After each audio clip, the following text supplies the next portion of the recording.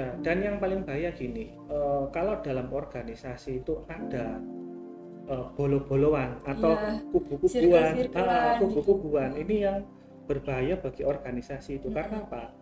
Belum tentu loh kubu itu menceritakan kubu yang lain itu Baik. baik gitu Iya. kan. Pernah nggak sih Nabila atau teman-teman itu merasakan ketika ngobrol ngobrol biasa saja, teman kita ini nyampein pesan apa ya, kok bingung ya. Iya, benar.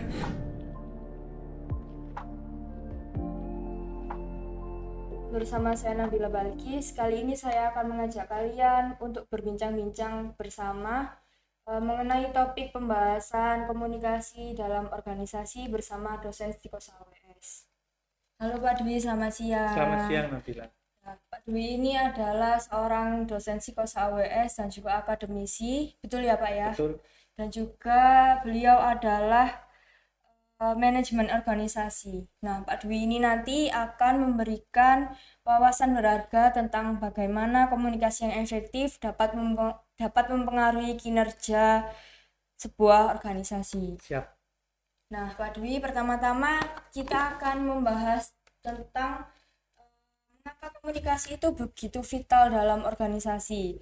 Bagaimana menurut Pak Dwi peran komunikasi dalam mencapai tujuan komunikasi tersebut? Oke, baik, terima kasih.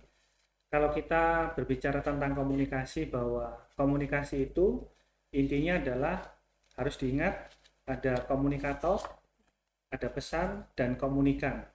Jadi komunikasi sebetulnya itu sudah dimulai sejak dari kecil, dari bayi.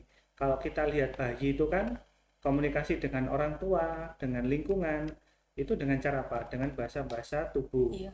Seperti menangis gitu kan, merengek, tertawa. Nah, itu artinya bagaimana bayi ini seorang komunikator menyampaikan pesan kepada komunikan, yaitu ibunya, bapaknya, atau lingkungan sekitarnya. Sedangkan kalau dalam organisasi, di sebuah instansi atau perusahaan, untuk melihat efektif tidaknya itu harus melihat bagaimana interaksi antara komunikator dan komunikan itu mampu memahami pesan yang disampaikan. Seperti itu. Berarti walaupun komunikasi ini tidak terjalin secara langsung dengan lisan, itu memiliki tanda-tanda yang menyampaikan komunikasi gitu ya Pak ya.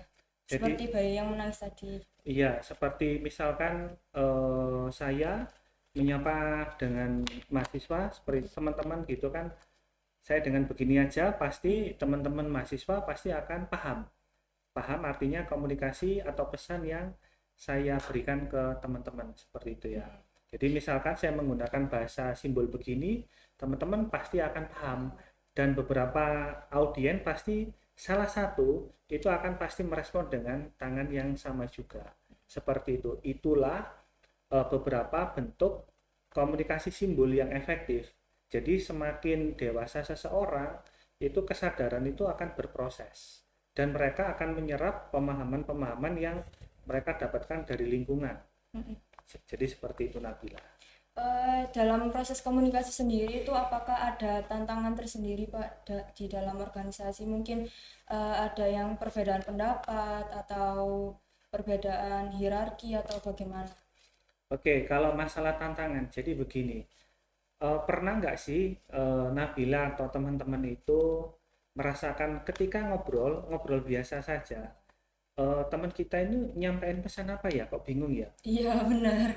kan kan ada beberapa teman kita itu yang ketika ingin menyampaikan, misalkan menceritakan tokoh Avenger gitu ya, Heeh. harus berputar dulu panjang lebar, habis itu oh intinya itu, seperti itu. Jadi belum tentu setiap individu itu mampu untuk menyampaikan pesan.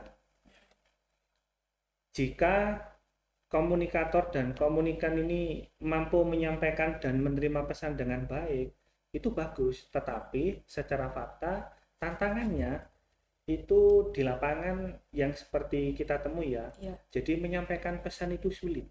Jadi misalkan nih, Nabila ingin curhat ke temannya gitu ya, atau teman-teman saling curhat. Nah, di situ kan sebelum kita curhat kita kan mikir dulu, Mm-mm. enaknya kita ngomong apa ya. Iya, mau dilampiasin apa gitu ya. Seperti itu. Jadi sebelum kita ngomong, terkadang antara pesan yang ingin kita sampaikan itu kadang terganjal dengan pikiran kita Iya benar, sendiri. iya benar. Akhirnya kita mau ngomong jadi blank. Iya, Jadi seperti itu. Tantangannya adalah seperti itu. Maka solusinya adalah teman-teman harus setiap hari berpraktek, misalkan di depan cermin, mm-mm. itu untuk ngomong dengan diri sendiri. Biar Seperti pede gitu ya Pak ya. iya, jadi artinya teman-teman itu berbicara dan menjawab dengan dirinya sendiri Mm-mm. dulu. Ketika itu sudah rutin dilakukan, sangat memungkinkan mereka menyampaikan pesan itu mudah. Secara lugas gitu ya Pak Iya, ya. betul. Itu praktek secara sederhananya biar kita itu pede sama diri kita sendiri gitu. Betul. Apalagi begini, misalkan Nabila di rumah. Nabila sering nggak sih berdiskusi atau ngobrol santai dengan orang tua? Lumayan. Lumayan. Nah, sebetulnya itu juga bisa dijadikan sebagai kondisi untuk menyampaikan pesan yang Bisa. baik. Ya, jadi poin-poin pesan itu ternyata Nabila itu di rumah sudah dilakukan loh. Mm-mm. Tetapi ketika di luar rumah, kenapa ya kok saya itu nggak bisa ngomong dengan enak gitu ya? Itu karena apa? Karena wajar kalau di rumah Mm. itu kita setiap hari ketemu dengan Ketemu, orang tua, iya. udah biasa gitu, Mm-mm. jadi nggak ada keraguan-raguan. Mm-mm. Tetapi begitu ngobrol di depan panggung dengan teman yang berbeda, Iya, tiba-tiba jadi nderdeg demam itu, panggung demam gitu. panggung, berkeringat dan sebagainya. Gitu. Itu bagaimana Pak cara mengatasi kita itu biar nggak apa ini nggak Canggung. canggung sama temen, terus habis Oke. itu eh, biar efektif terus gitu loh Pak sama temen itu gimana Oke, caranya? jadi solusi yang pertama adalah kita kalau ketemu teman itu memang sapalah mereka. Sekedar hanya hai, halo, Walaupun basa-basi iya gitu ya Pak ya. basa-basi nggak apa-apa. Itu adalah latihan untuk menyampaikan pesan. Jadi menyapa teman itu adalah menyampaikan pesan. Ketika pesan kita hai gitu, ada teman yang respon berarti pesan kita sampai gitu Hmm. kan. Kayak gitu seperti ya apa kabarmu gitu. Oh baik. Menjalin kedekatan ya Pak ya walaupun Betul, kita cuma menyapa aja gitu. betul. Misalkan kalau pas keluar dari rumah kan pasti ada tetangga tuh. Kan ada tipe yang individu yang nggak suka Iya. nggak suka apa namanya basa-basi Mm-mm. tiba-tiba lewat Langsung aja. nyolong diem aja gitu. Mm-mm. Itu berbahaya buat individu tersebut Mm-mm. kalau masih muda. Kenapa? Karena yang kita lewatin adalah orang tua. Mm-mm. Jadi kita harus memperhatikan Etika juga. seperti itu. Misalkan permisi. Iya benar. Nah, seperti itu kalau terbiasa, maka kita akan terbiasa. Seperti itu. Kalau di dalam organisasi sendiri itu bagaimana sih Pak cara kita menjalin sama sesama anggota organisasi agar tidak terjadi perpecahan? Soalnya kan di dalam organisasi sendiri pastinya banyak ide-ide yang muncul dari Mm-mm. teman-teman organisasi sendiri, tapi itu juga banyak ide juga yang ditolak dari teman-teman. Itu bagaimana sih Pak menjalin agar komunikasi itu tetap efektif dan tetap terjalin antara Mm-mm. anggota-anggota yang lain? Oke, baik. Karena kalau kita ngomongin organisasi, itu pasti kita ngobrolin tentang hierarki. Hierarki itu adalah susunan ada pimpinan, wakil Iya. pimpinan, terus bawahnya wakil pimpinan, misalkan manajer, asisten manajer, Sekretaris sekretaris, gitu. dan sebagainya. Supaya nggak overlapping, sebenarnya struktur organisasi itu dibuat adalah untuk membuat komunikasi itu efektif. Contohnya Mm-mm. apa? Mereka yang misalkan di bawah departemen manajer pemasaran, maka mereka harusnya wajib berfokus pada pemasaran. Mm. Jadi pemasaran ya pemasaran, produksi-produksi yang di luar itu ya di luar itu. Harapannya apa? Biar nggak overlapping. Nggak ganggu yang apa divisi Beda lainnya beda gitu. unit. Tetapi individu itu sukanya begini. Pernah nggak sih Nabila merasakan ada beberapa sosok individu yang ketika ngomong itu tiba-tiba ingin ikut campur ini, Iya ingin sering itu ikut Pak. campur itu, Iya. tiba-tiba nggak diajak ngomong, Mm-mm. tiba-tiba nyolot, Iya. tiba-tiba aja gitu ikut-ikutan. Nah, Mm-mm. itu yang akhirnya mengacaukan atau memperburuk keadaan komunikasi kita. Mm-mm. seperti itu. Biasanya tiba-tiba ngasih saran gini, Nah, padahal itu bukan apa ini, bukan wilayahnya tanggung dia, jawabnya dia. betul. Nah, individu yang seperti itu terkadang gini, mereka ngasih ide, cuman ngasih ide doang, Iya, tapi kalau mamanya disuruh didetailkan atau disuruh bertanggung jawab, dia nggak mau nggak ngerubah mau sama lah, cuman hanya input-input idenya aja. aja. Padahal yang ngerasain kan kita, yang divisinya Betul, itu kita betul, yang seperti itu. Akhirnya jadinya ya nggak efektif, seperti itu. terus dari pengalaman-pengalaman Bapak yang udah disampaikan tadi, bagaimana sih cara meningkatkan komunikasi biar kita itu semakin erat dalam organisasi, biar eh, apa ini sifat-sifat yang kayak gitu itu lebih diminimkan lagi gitu, bagaimana Pak? Oke, baik. Pada faktanya di lapangan itu eh, dalam individu itu pasti akan suka berkelompok. Iya. Pernah ingat nggak sih atau merasakan bahwa ketika kita masih pas sekolah SMA, SMK, itu selalu ada kelompok-kelompok sendiri. Mm-mm. Mereka Kayak yang circle-circle iya, gitu. mereka yang misalkan suka basket itu akan Mm-mm. ngumpul sama teman-teman basket, Iya. yang non basket sama non Mm-mm. basket. Nah, untuk mengefektifkan komunikasi di organisasi itu diperlukan adanya pertemuan rutin. Pertemuan rutin besar itu lintas divisi. Oh jadi walaupun itu basket, walaupun itu apa itu campur jadi satu gitu Iya, Pak. untuk duduk bersama ngobrolin sesuatu yang lain di luar kebiasaan yang sehari-hari seperti itu. Kalau di perusahaan, ya antar divisi bergabung ngobrol setiap katakanlah setiap seminggu sekali itu akan mengetahui bahwa oh ternyata divisi A itu kekurangannya butuh bantuan seperti ini ya. Mm-mm. Divisi B itu ternyata kekurangannya seperti ini. Jadi pas terjadi pertemuan, yang penting asal nggak malu menyampaikan ya. Mm-mm. Kalau mereka malu menyampaikan, wah itu yang berbahaya. Berbahaya karena apa? Komunikasinya akhirnya nggak Terhambat. nyambut. Jadi terhalang, kemudian pesannya nggak sampai, terus mereka ini akhirnya takutnya berandai-andai Mm-mm. gitu loh. Seperti itu. Jadi kalau pentingnya kita ketemu satu sama lain itu biar tahu juga ya rasanya divisi ini, rasanya divisi Iya, ini gitu. biasanya sharing kayak Nabila, mamanya divisi lapangan nih, Mm-mm. bidang lapangan. Ternyata di lapangan itu berat loh, gitu kan. Iya, Karena harus kena panas, belum muter-muter makan, gitu iya, ya. kena debu dan sebagainya.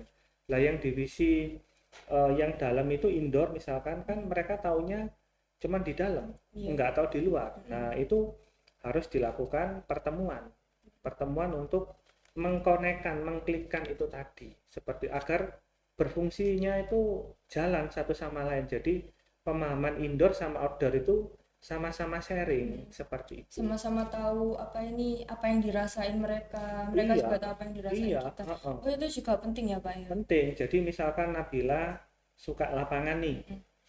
orang indoor kan orang kantoran pasti duduk terus capek ya, Iya. seperti terus boring ya. Enak loh orang lapangan jalan-jalan terus. Padahal ya nggak gitu kan. Padahal di lapangan juga capek juga. Jadi semua itu ada plus minusnya. Iya. Dan mereka harus mampu men-sharingkan bahwa plus minusnya itu ya itu teman-teman. Jadi di lapangan gini, di dalam kantor itu seperti itu. Berarti Gitu. lagi-lagi kuncinya adalah komunikasi dalam organisasi itu sendiri ya Pak ya. Iya, jadi gini, sebelum organisasi itu berjalan dengan baik, maka harus berangkat dari komunikasi individunya. Misalkan kalau aku nggak mampu berkomunikasi individu dengan baik sama Nabila, maka ya bagaimana Nabila itu bisa memahami aku, Iya. seperti itu. Dan sebaliknya, jadi berangkatnya dari individu dulu nih, Mm-mm. gitu kan. Baru terjadi kesepakatan. Kalau udah sepakat, enak udah, seperti itu. Biar nggak ada jembatan atau hambatan lagi di antara individu yang lain ya Pak. Iya, Soalnya kan rasa tenggang rasa itu kuat banget gitu loh. iya, dan yang paling bahaya gini, kalau dalam organisasi itu ada bolo-boloan atau Iya, kubu-kubuan, circle-circlean gitu. kubu-kubuan, Heeh. ini yang berbahaya bagi organisasi itu. Karena Mm-mm. apa? Belum tentu loh kubu itu menceritakan kubu yang lain itu baik gitu Iya, kan. Nah, pasti bagaimana jahat soalnya. lah yaitu jadi ibaratnya itu akhirnya khawatirnya saling menyerang. Iya, betul. Padahal faktanya di lapangan atau di dalam lapangan nggak seperti itu. Soalnya dia juga nggak ngerasain apa yang kita rasain juga kan ya Iya, Pak. makanya perlu untuk ketemu, perlu untuk saling bercerita. Mm-mm. Seperti itu. Sering sharing-sharing juga gitu Iya, Pak. sama. Pak mungkin di luar sana ada teman-teman yang ingin mengikuti kepanitiaan seperti volunteer atau apa ini kepanitiaan yang lain itu gimana sih Pak caranya dia tuh kayak takut gitu loh ikut kepanitiaan yang mau diikuti. Biasanya kan dia mikirnya kayak waduh nanti takutnya gini. Oke. Jadi gini, individu itu memang cenderung takut. Jadi gini, sebelum dijalankan itu takut khawatir duluan. Iya memang. Jadi ini belum apa-apa, ibaratnya gini, aku pengen beli nasi goreng nih. Nasi gorengnya tempatnya 10 meter, Mm-mm. pengen banget gitu ya. Tapi mau berangkat kok Mager. mager gitu ya. Iya, Lah bagaimana kita bisa makan nasi goreng kalau kitanya mager? iya betul. Betul. Heeh. Nggak dicoba dulu sebelum apa nyemplung ya Pak Iya ya. betul. Jadi jangan jangan khawatir dulu, jangan berpersepsi dulu, Hmm. jalan dulu saja, meski berat harus tetap jalan. Nanti dalam perjalanan itu akan tahu. Baru tahu rasanya Iya, gitu. kita tahu rasanya dan kita akan menjadi paham apa yang harus kita lakukan. Seperti itu. Walaupun nanti apa putus di tengah jalan atau keluar di tengah jalan itu nggak apa-apa ya Pak ya. Nggak apa-apa, nggak Yang apa-apa. penting kita udah ngerasain dan Iya, punya pengalaman iya. itu. Inti dari bentuk komunikasi adalah kita harus menjalani prosesnya. Perihal hasil itu sebenarnya nggak terlalu kita pikirin. Yang terpenting adalah misalkan saya harus menyampaikan, misal mengajak Nabila untuk ikut volunteer misal disabilitas. Mm-mm. Saya sampaikan contoh, ayo Nab kita ikut gabung di komunitas disabilitas. Ini kan udah prosesnya udah saya lakukan Mm-mm. nih. Tetapi begitu Nabila ini menolak, nah hasilnya kan ketahuan. Iya. Oh saya nggak dulu deh Pak, gitu kan. Nah Padahal belum dicoba ya belum Pak. dicoba. Nah tapi yang terpenting yaitu tadi prosesnya dulu dilakukan. Mm-mm. Seperti itu. Walaupun itu 1 bulan 2 bulan nggak Iya, apa-apa. dicoba dulu. Karena manusia itu kan wajib Iya mencoba. wajib mencoba karena Betul. kalau nggak ada pengalaman ya ngapain juga gitu kan ya Pak. Betul. Tapi yang bahaya itu hati-hati kalau misalkan ada teman kita tiba-tiba itu berbisik khawatirnya. Jadi belum misalkan, Nap, jangan ikutan itu, Oh, jangan ikutan ini. iya. Kayak gini gini gini. Kayak netizen biasanya. Nah, iya seperti itu. Itu kan maksudnya pengalaman orang yang bisikin Beda-beda dari beda-beda. Mungkin dia punya pengalaman buruk Mm-mm. karena bisa saja perilakunya juga buruk. Iya benar. Akhirnya dia mendapatkan hasil buruk. Mm-mm. Nah, karena dia buruk, khawatirnya disampaikan ke teman yang nggak buruk. Mm-mm. Nah, teman ini harus punya filter komunikasi yang kuat. Jadi ibaratnya, oh iya ta, beneran ta, aku loh belum mencoba kok tiba-tiba ada sebuah hasil seperti itu. Mm-mm. Tak cobanya dulu wes gitu. Berarti selain itu kita juga harus apa ini tebel telinga gitu ya Pak ya. Iya, artinya filter kita harus kuat, Iya. saringannya harus kuat. Heeh.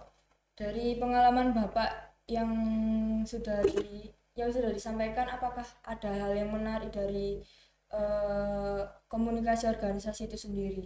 Mungkin ada eh, waktu itu Bapak mengikuti kepanitiaan apa atau volunteer apa? Iya, oke. Mungkin. Eh, saya dulu punya pengalaman volunteer khusus untuk disabilitas Di mana itu Pak? di Surabaya. Kebetulan volunteer yang saya sampai sekarang saya terjuni itu volunteer untuk menemani teman-teman disabilitas netra, Oh, tunanetra, di Sukolilo ini, bukan di Rungkut. di Rungkut. Namanya komunitas mata hati. Oh, Seperti itu. Eh, Otomatis saya yang belum terbiasa ikut organisasi disabilitas, akhirnya jadi belajar banyak dong. itu full tunanetra ya berarti Pak? Full tunanetra. Itu ngapain aja kayak volunteernya itu ngapain aja? Jadi di sana kita sebagai matanya mereka. Jadi kita sebagai pembimbing mereka untuk dalam melakukan aktivitas sehari-hari seperti itu. Kegiatannya seperti Macam-macam. Jadi contoh mereka punya musik. kegiatan setiap hari Sabtu itu di sepanjang Jalan Tunjungan di depannya Hotel Majapahit. Oh, Mereka itu bisa loh, maksudnya memetik gitar, band-bandan itu bisa seperti itu. berarti di sana juga ada ekstrakurikulernya gitu, Pak. Di komunitas itu ada diajarkan dan teman-teman yang berkebutuhan khusus itu ternyata mereka skillnya bagus-bagus loh. Jadi mereka nggak real tiba-tiba nggak punya skill gitu nggak. Iya. Jadi mereka benar-benar punya skill dan pengalaman aku yang paling dengan teman-teman disabilitas itu pernah mendampingi sampai mereka melakukan konferensi ke Malaysia. Hmm, Jadi di Malaysia luar negeri iya sana. di Malaysia. Jadi saya itu merasakan bagaimana benar-benar membimbing teman disabilitas netra itu datang dari bandara, kemudian dibantu check-in, kemudian menuju ke terminal keberangkatan internasional, kemudian harus berkoordinasi dengan maskapainya bahwa ini adalah disabilitas. Tunanetra. Jadi begitu disabilitas netra ini sampai ke maskapainya, itu ada perlakuan khusus. Perlakuan khusus itu diambilkan kursi roda, didudukan situ Didorong. langsung di nomor satu kan dulu, dimasukkan ke pesawat nomor satu. Nah sampai di Malaysia ya begitu sama, seperti itu hingga sampai ke tempat acara itu yang hadir adalah seluruhnya adalah disabilitas, Semua itu. semua Itu khusus disabilitas tunanetra atau disabilitas yang lain, Pak? campur. Oh, campur yang di Campur sana itu. iya, jadi ada dari Indonesia, dari Thailand, dari Singapura sendiri, Malaysia sendiri, macam-macam, Cina di sana Itu seperti itu. pertukaran pelajar atau seperti apa aja? Jadi semacam konferensi khusus untuk teman-teman disabilitas yang mewakili negara seperti itu. Mereka di sana menampilkan musik juga atau gimana? Musik iya hanya sebagai penghibur, tapi intinya adalah melaporkan bahwa disabilitas di setiap negara itu kondisinya seperti ini. Oh, gitu. Jadi yang melaporkan sendiri ke tingkat misalkan ke tingkat dunia itu ya perwakilan teman-teman itu sendiri seperti itu. Kayak di Berarti PBB gitu, kayak di PBB. berarti dari sana kita itu semakin melihat melihat apa ini kacamata dunia bahwa nggak hanya orang normal aja yang bisa melakukan hal tersebut, tapi orang disabilitas sendiri juga bisa sampai sana loh. Betul, dan itu hebatnya komunikasi efektif yang dibangun teman-teman disabilitas. Dan Benar. itu masuk ke dalam organisasi dunia. Bagaimana teman-teman disabilitas itu buta dan macam-macam itu bisa sampai ke beda negara. Dan ternyata memang di setiap negara ada layanannya, ada panduannya. Berarti Begitu. kayak di Indonesia ini ada komunitas yang jadi satu tunanetra Nusantara atau bagaimana, Pak? Ada Iya, cabang-cabangnya sendiri atau jadi satu? ada cabang-cabangnya sendiri. Dan ketika Indonesia ini kan mempunyai tahun 2045 adalah Indonesia Emas, itu mempunyai pesan bahwa no one left behind. No one left behind itu tidak ada satupun yang tertinggal. Teman-teman disabilitas harus maju. Oh iya benar. Makanya komunikasi pemerintah, organisasi pemerintah itu membuatkan wadah khusus di setiap instansi pemerintahan dan swasta itu. Mereka itu menerima teman-teman disabilitas itu untuk bekerja di situ. Jadi kalau Nabila dan teman-teman misalkan sekarang datang ke tempat-tempat sekolah, itu pasti ada bapak atau ibu guru yang mereka disabilitas. Seperti Oh itu. sekarang sudah kayak gitu ya, Pak ya? Iya, karena pemerintah itu sudah memberikan kuota untuk mereka bekerja di pemerintahan maupun di swasta. Berarti itu CPNS. ASN. Oh, ASN melalui jalur masuknya oh disabilitas. gitu. Seperti itu. Berarti sudah terbuka banget ya pemerintah sama. Sangat terbuka. Jadi komunikasi organisasi pemerintah itu sangat terbuka. Jadi setiap kali pembukaan ASN itu disebutkan jalur disabilitas Oh, yang dibutuhkan untuk instansi kementerian apa itu butuh berapa, yang dibutuhkan disabilitas jenis apa gitu. berarti Seperti itu. sangat menarik sekali ya, Pak ya. pemerintah itu udah terbuka sama disabilitas juga. Iya betul, apalagi kalau misalkan nih Nabila dan teman-teman pernah tahu nggak sih bahasa isyarat? Pernah, Pernah tahu ya? pernah. Pernah tahu yang lihat di televisi yang ada di pojok Iya, kanan yang berita itu yang di berita. berita. Nah, ketika misalkan gini, ketika Nabila dan teman-teman itu mampu belajar itu dan menguasai, maka komunikasi organisasinya akan menjadi semakin melebar, semakin meluas. Sangat memungkinkan Nabila dan teman-teman itu akan direkrut oleh instansi untuk sebagai jasa interpreter bahasa isyarat seperti itu. Oh gitu. Mm-mm. Berarti nggak harus orang disabilitas ya Pak? Enggak. Jadi coba aja nanti mulai belajar dan itu suatu skill yang dibutuhkan di setiap perusahaan atau organisasi. Mereka butuh itu karena apa? Karena pemerintah sudah membukakan jalan untuk teman-teman Iya disabilitas benar. seperti itu. Seperti kayak kafe-kafe sekarang juga banyak kok yang Nah, yang disabilitas. kebanyakan yang seperti ADHD atau sindrom-sindrom Down Down syndrome. syndrome. Nah, itu artinya itu program pemerintah, no one left behind, tidak Mm-mm. ada satupun yang Tertinggal. betul.